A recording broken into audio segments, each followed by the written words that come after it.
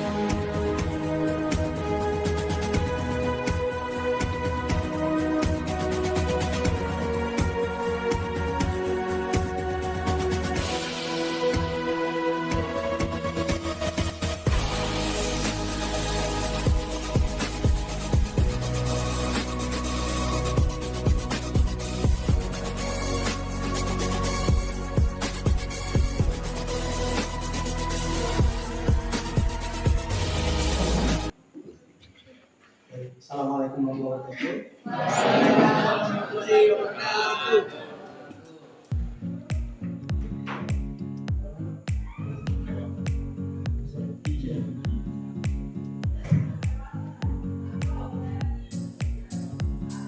Jangan terlambat seperti yang tadi. Itu jangan dicontoh. Jangan dicontoh. Jadi, kalian mohon waktunya itu betul-betul dipakai semaksimal mungkin. Jangan sampai guru masuk, kamu baru masuk. Kamu yang lebih aktif learning, belajar yang lebih aktif. Jangan sampai kita malah jadi orang yang pasif, yang menerima saja, tidak ada pergerakan seperti itu. Jadi motivasi yang saya berikan kepada anak sekalian adalah bagaimana anak sekalian itu bisa menjadi orang yang lebih baik. Orang berpendidikan itu memiliki ciri khas yang berbeda di antara orang yang tidak memiliki pendidikan. Jangan kalian samakan antara kalian dengan orang yang tidak sekolah. Oh iya, tidak sekolah, tapi ini kan pikiran-pikiran yang membodohi. Beda nakas banyak, walaupun sama-sama bisa kerja di teknik, tetapi untuk tingkat keilmuannya kalian berbeda. Kalian belajar sosiologi, kalian belajar matematika, kalian belajar agama. Untuk apa? Untuk mendidik karakter kalian, untuk menambah wawasan. Jadi lain kali jangan sampai itu terlambat untuk pada kepala sekolah di sini. Jadi mari bersama-sama dibenahi, dibenahi sikap kita benar agar kita menjadi besar yang lebih besar. Apa memanusiakan manusia, memanusiakan manusia. Oke, anak sekalian yang tidak masuk, yang sakit mudah-mudahan sembuh, ya. Kemudian apa ya, bisa beraktivitas terus. Sekarang Pak ingin bertanya kepada kalian sedikit saja. Kira-kira siapa yang bisa membacakan surah Al-Fatihah? Andiko, silakan Andiko.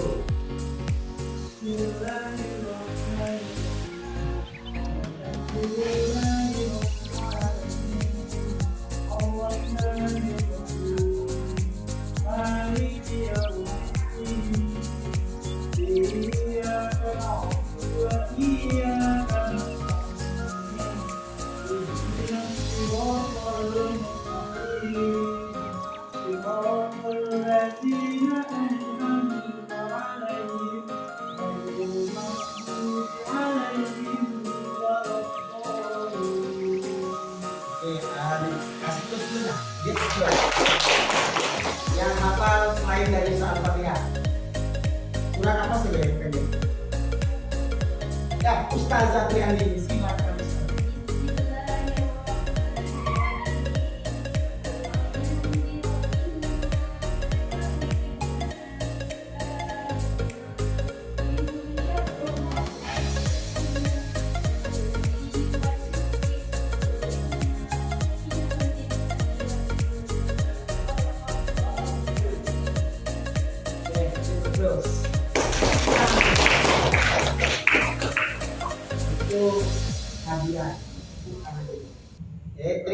materi sudah baik, namun tajwidnya saja yang kurang. Masih ada sedikit kurang kalau yang panjang. Jadi kalau baca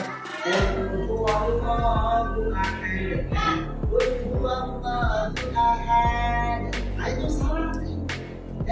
Qul huwallahu ahad, Allahus samad, lam yalid wa lam yulad wa lam yakul lahu kufuwan ahad. Nah itu kalau pendek dibaca pendek. Meskipun qul a'udzu birabbil falaq, qul a'udzu birabbil falaq. Nah itu tidak seperti itu. Pendek aja. Kalau untuknya pendek dibaca pendek. Sama qul a'udzu birabbin nas. Ini nasnya malah panjang. Malikin nas. Jangan malikin nas. Malah dijaga malik. Nah itu tidak seperti itu. Jadi bahasanya sudah baik, namun perlu diperbaiki sedikit untuk biasa. Namanya kalian belajar biasa. Oke, selanjutnya siapa yang hafal? Lain dari itu yang hafal Al-Maun, Al-Lahab, atau apa yang silakan diri. Bismillahirrahmanirrahim. Al-Qari'ah.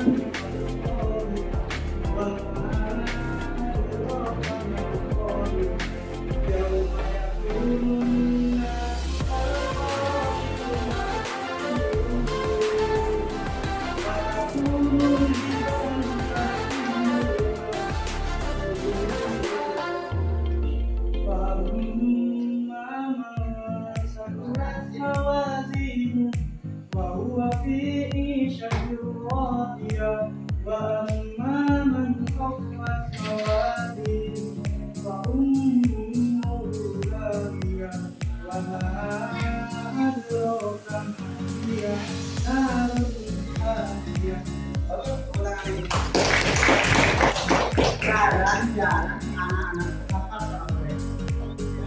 Sudah di atas kata kasur, biasanya anak hafal dari kata kasur sampai dengan anak. Itu hafal dan bacanya sangat bagus. Itu layak ya. Baca Al-Qari'ah, kemudian bacanya bagus. Itu bagus. Ada yang lain selain dari Adiku dan kita. Ada, tidak usah takut. Kita ini belajar dan kalian. Semakin kita takut dihantui dengan rasa takut, maka semakin mundur kita. Mendingan salah tapi berbuat daripada benar tapi menggunakan. Itu paham? Kalau sekarang lagi, sekarang itu dia. Salah tidak jadi masalah. Baik anak sekalian, yang kita baca tadi apa namanya? Ayat. Ayat itu terkandung dalam apa? Dalam Al-Quran. Baik anak sekalian, materi kita hari ini adalah tentang Al-Quran. Jadi materi hari ini kita belajar tentang Al-Quran.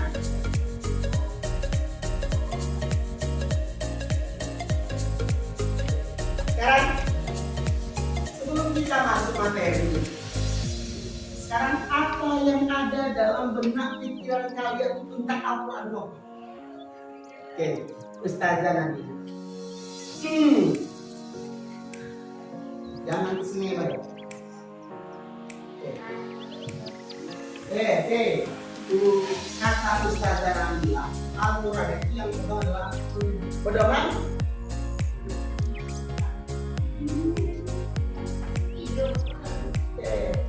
Ada itu pegangan itu, ada pandangan itu, ada ya terawangan itu. Jadi pertama kata Ustazah Nabila itu adalah pedoman. Oke, sekarang Nabil. Nabilnya bukan Nabil, Nabil, Ustaz Nabil. Oke, tahu dengan Quran dia? Pernah baca Quran dia? Pernah. Oke, sekarang apa yang ada dalam benak pikiranmu tentang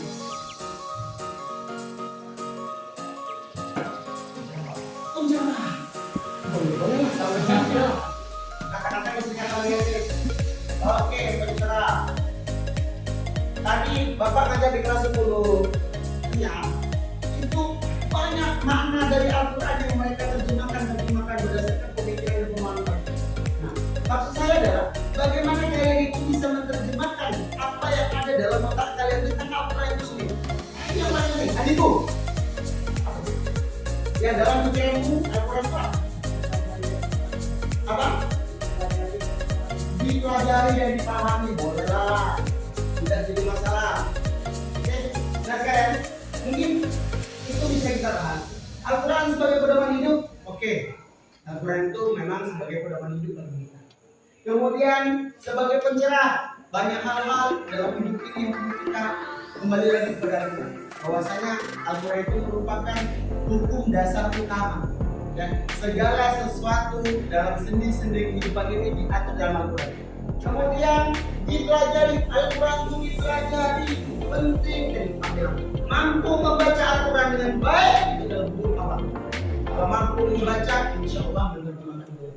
Tuh seperti yang dibuat itu dengan 2-3 jempol lah.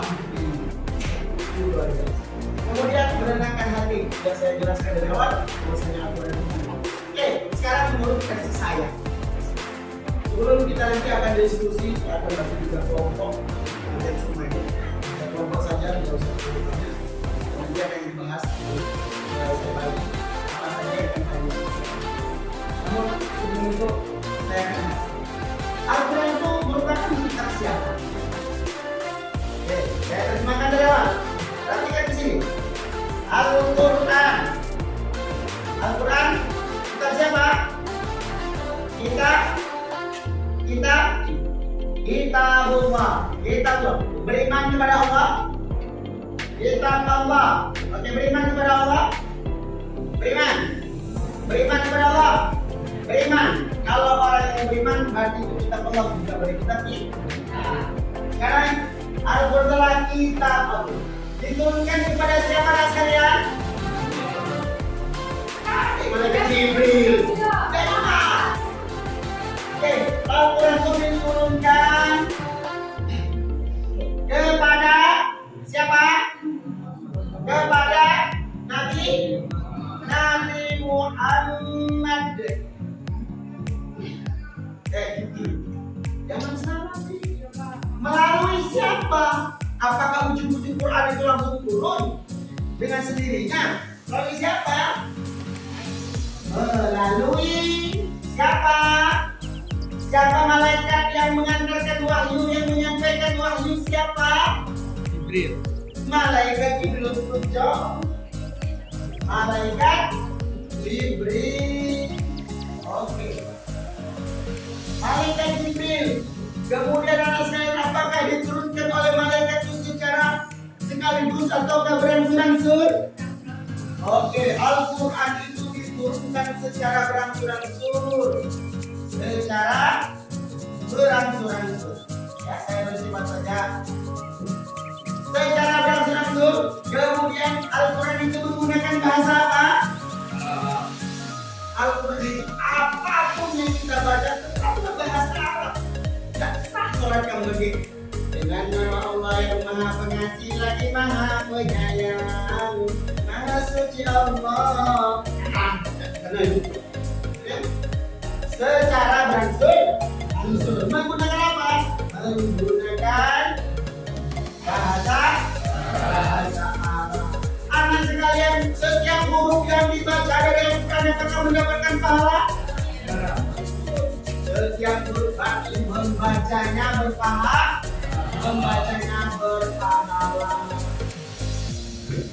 Oke, kemudian apakah sekarang yang kalian tahu dengan bentuk Al-Quran itu? Bentuk Quran itu bagaimana? Diawali dari apa? Bismillah. Diawali dari apa?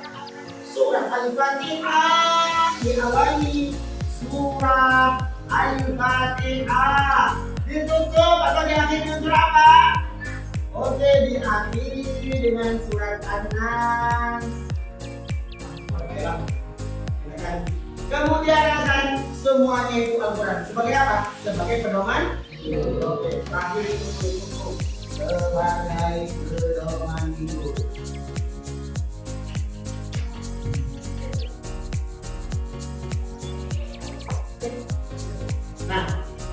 lagi, terjemahan Al-Quran adalah kitab Allah yang diturunkan kepada Nabi Muhammad melalui malaikat Jibril. Diturunkan secara berangsur-angsur menggunakan bahasa Arab. Setiap huruf yang dibacakan berpahala.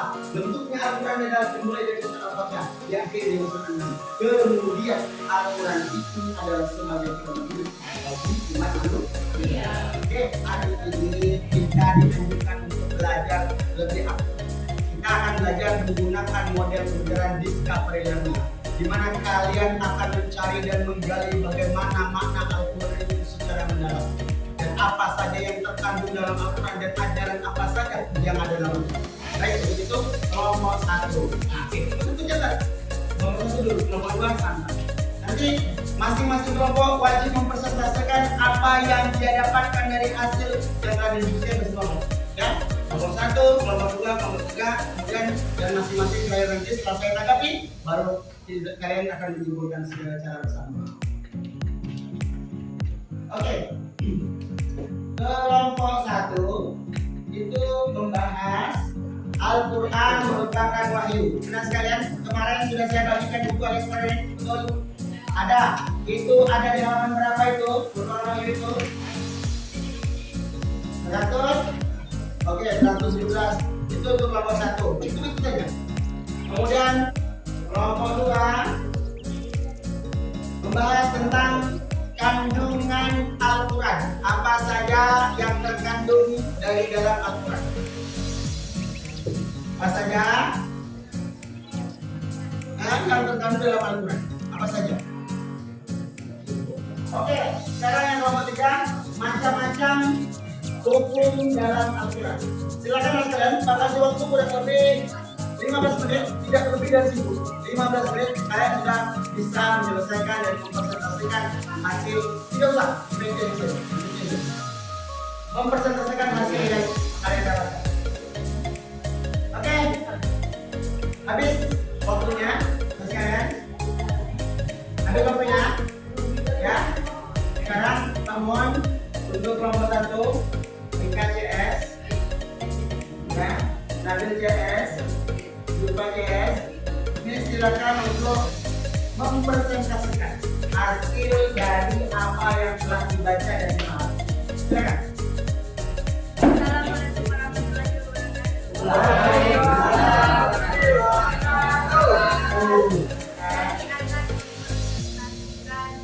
Dari kelompok 1,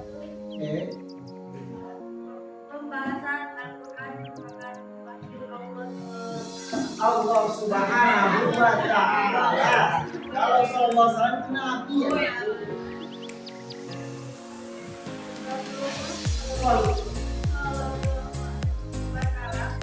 Dalam menerima wahyu melalui beberapa cara, di antaranya adalah melalui diri yang ditanamkan ke dalam suara Allah. Wahyu turun sebagai suara kecil zaman sebagai manusia. Allah berbicara dari al-Nabi dari peristiwa itu.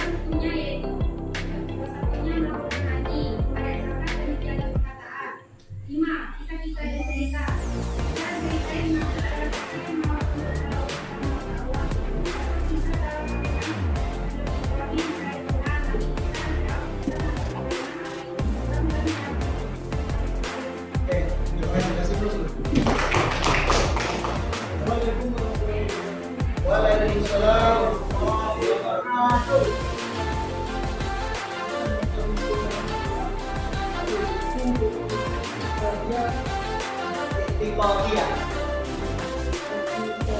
Etikoria.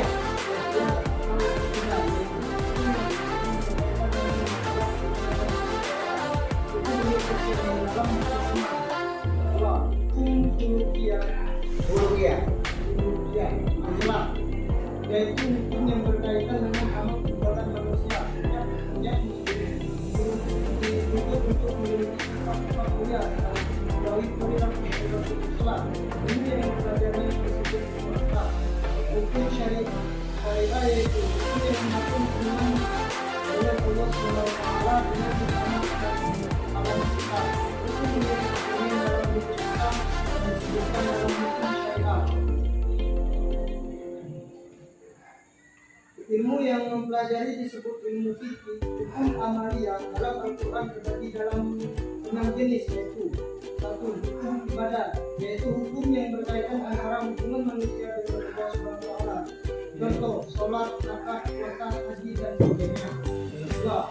Hukum muamalah, yaitu hukum yang berkaitan antara hubungan sama manusia. 3. Hukum perkawinan, yaitu hukum yang berkaitan dengan keluarga.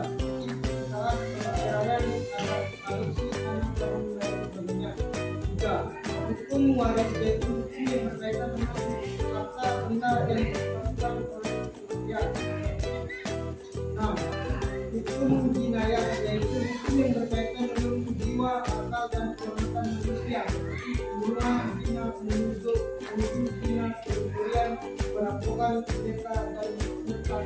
Dan 7. Hukum siasa yaitu hukum yang berkaitan dengan negara, negara, kementerian, hubungan luar negeri, dan keuangan negara. Ketiga, pertanyaan, apa yang dimaksud dengan etikoria? Yang berkaitan dengan keyakinan kita kepada Allah. Oke, yang ketiga lagi, kelompok 3. Apa yang dimaksud dengan hukum uluhiyah?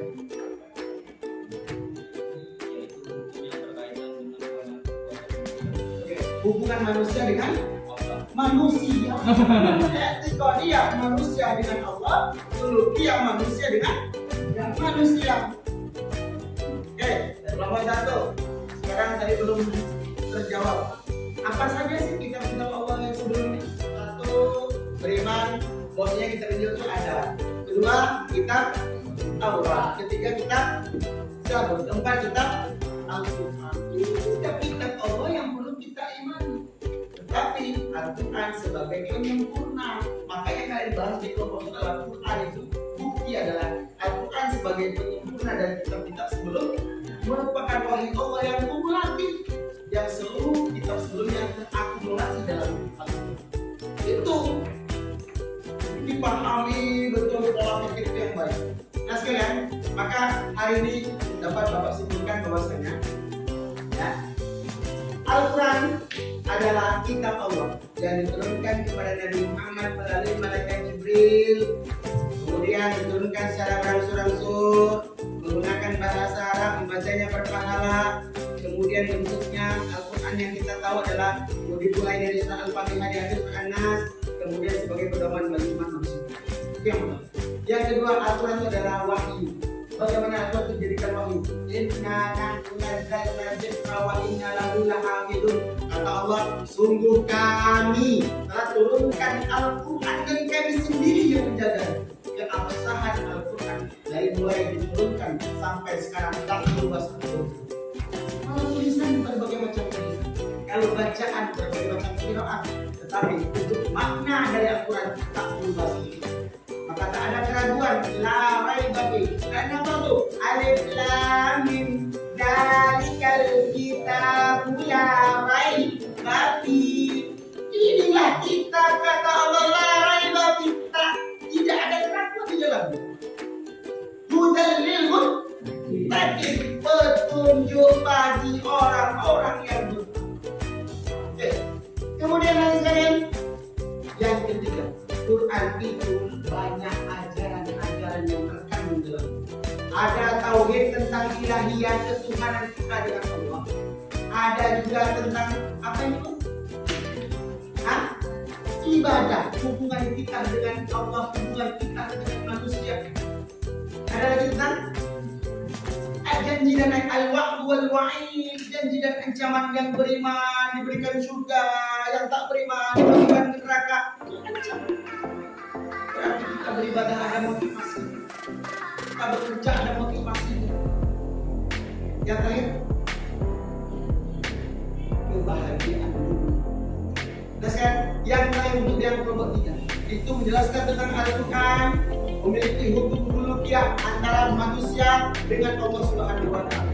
Bagaimana cara kita meyakini bahwa Allah itu adalah Tuhan yang Maha Esa, Raja dari segala raja, tak ada raja yang paling hebat, yang paling sombong.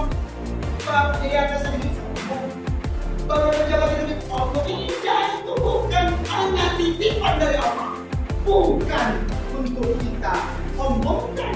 Tak ada itu jabatan, pangkat, kuasa, apa semua itu hanyalah permainan, hanyalah hiasan.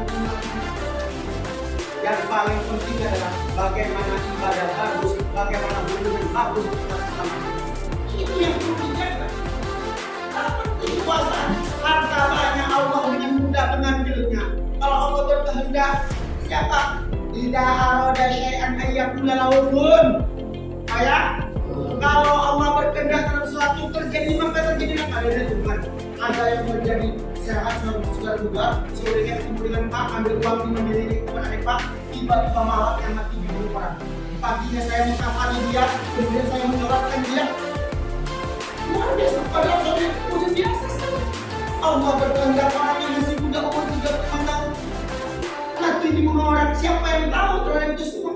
Tak ada yang tahu pada saya. Maka tak ada yang paling hebat di dunia kecuali Allah Subhanahu wa Ta'ala. Itu dia keyakinan yang paling kuat dalam hati perlu kita tanam. Uluk ya ahlak yang baik, kata Rasulullah, ittaqillah haitsu kunta wa anti sayyatil hasanata tamhuha wa khaliqin nas bi khuluqin hasan. Kalau kamu bertakwa kepada Allah di mana pun berada, berbuat baik, tidak usah diawas kurang, berbuat baik. Kalau usah minta puji orang, kalau berbuat baik. Kalau berbuat buruk, maka tutupilah perbuatan buruk dengan perbuatan baik. Wajib saya akan hasilnya tetap buat uang kali ini yang dulu di motor. Kalau berkawan, berteman, cari teman yang baik, jadi berteman yang tidak usah. Jadi teman ini mengharapkan kebaikan. Itu ini yang saya tidak pernah minta air minum ikan. Kadang-kadang berkawan yang minum tidak pernah merokok, minum rokok kadang-kadang. Kalau tadi merokok, ini kan salah. Pergaulan yang salah. Mestinya kita itu yang mempengaruhi kawan-kawan yang buruk. Dan orang yang lebih baik. Itu yang paling penting. Terakhir tentang syariat, bagaimana tata cara kita beribadah. Ada Al-Quran, aqimis sholat wa atuz zakat. Kerjakan sholat dan tunaikan zakat. Bagaimana implementasinya? Hadis akan dibahas, akan dibahas. Kalau sekarang di hadis tidak ada, maka kita akan cari izin ulama. Itu ada berbagai mazhab, ada mazhab Imam Syafi'i, Maqdisi, Hanafi, dan lain-lain. Itu akan kita bahas. Dan mungkin ini saja ada yang lain ingin bertanya kepada Bapak.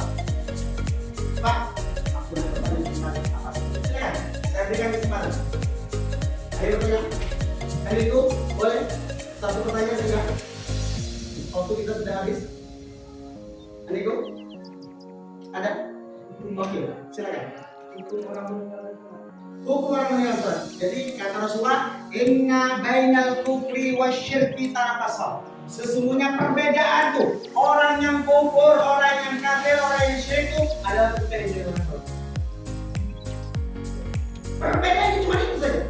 Maka meninggalkan sholat itu adalah berdosa. Ya kan?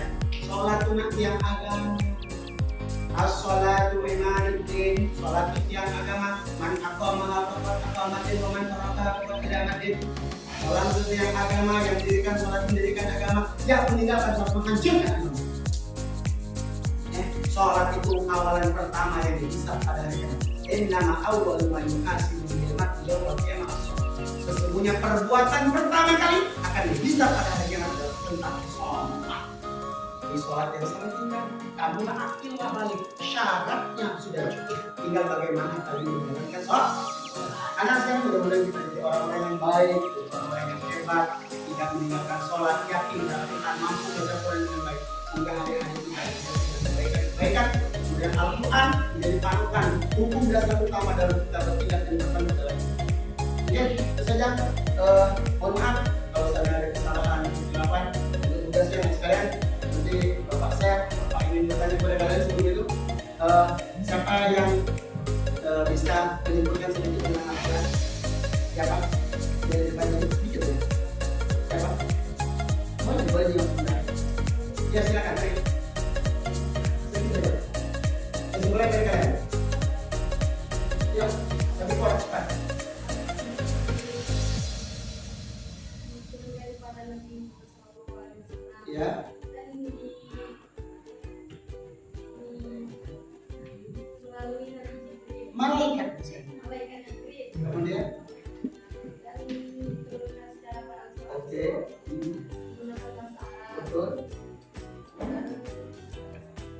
pokoknya Membacanya apa? membacanya. Oke, tepuk tangan dulu. Ya, kita cukup untuk evaluasi kita hari ini. Soal yang tertulis kita bagikan saja di grup mungkin ya. Karena mengingat waktu dan lain sebagainya. Mohon maaf teman-teman atas kesalahan dan kesilapan. Sekali lagi, mari kita bersama-sama mendidik kita jadi lebih baik lagi. Pak Irif, assalamualaikum warahmatullahi wabarakatuh.